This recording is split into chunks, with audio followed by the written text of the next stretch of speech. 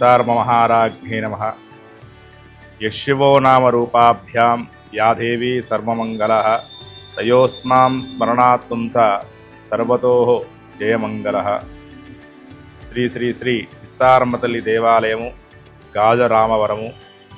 ఈ అమ్మవారు గాజరామవరంలో 1977 సంవత్సరం నుంచి అమ్మవారు వెలిసి ఉంది.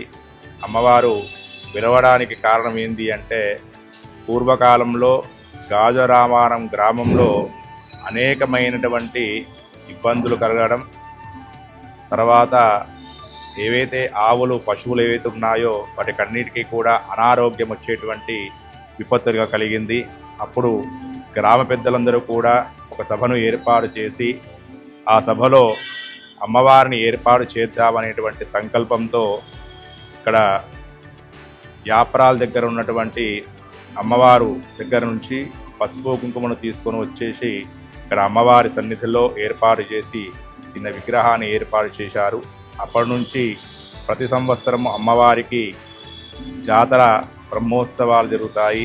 సంక్రాంతి తర్వాత వచ్చేటువంటి ఆదివారం నాడు అమ్మవారికి జాతర ప్రారంభమవుతుంది.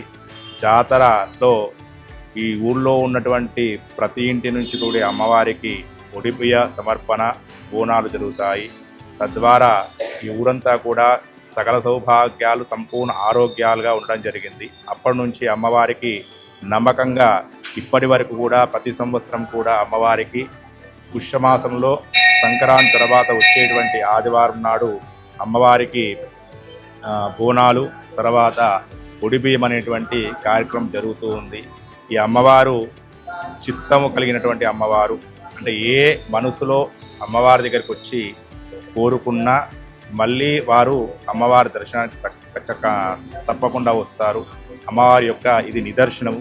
కాబట్టి ఈ అమ్మవారిని ప్రతి శుక్రవారము, మంగళవారం, ఆదివారం నాడు చాలామంది భక్తులు దర్శనం చేసుకుంటూ ఉంటారు. అమ్మవారికి ప్రతి శుక్రవారం నాడు అభిషేకం చేసేటువంటి కార్యక్రమం ఉంటుంది.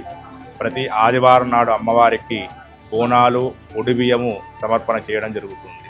ఇట్లాగే ప్రతి సంవత్సరం కూడా అమ్మవారికి పుష్యమాసంలో జాతరలో 10 రోజుల పాటు అమ్మవారికి బ్రహ్మోత్సవాలు జరుగుతాయి.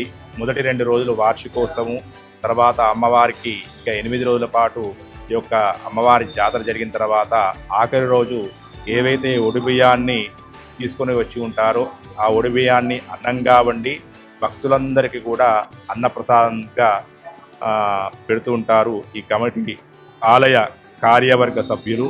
కాబట్టి భక్తులందరూ కూడా అమ్మవారి దర్శనానికి వచ్చేసి అమ్మవారి యొక్క అనుగ్రహానికి పాత్రలు కావలసిందిగా కోరుచున్నాం. స్వస్తి.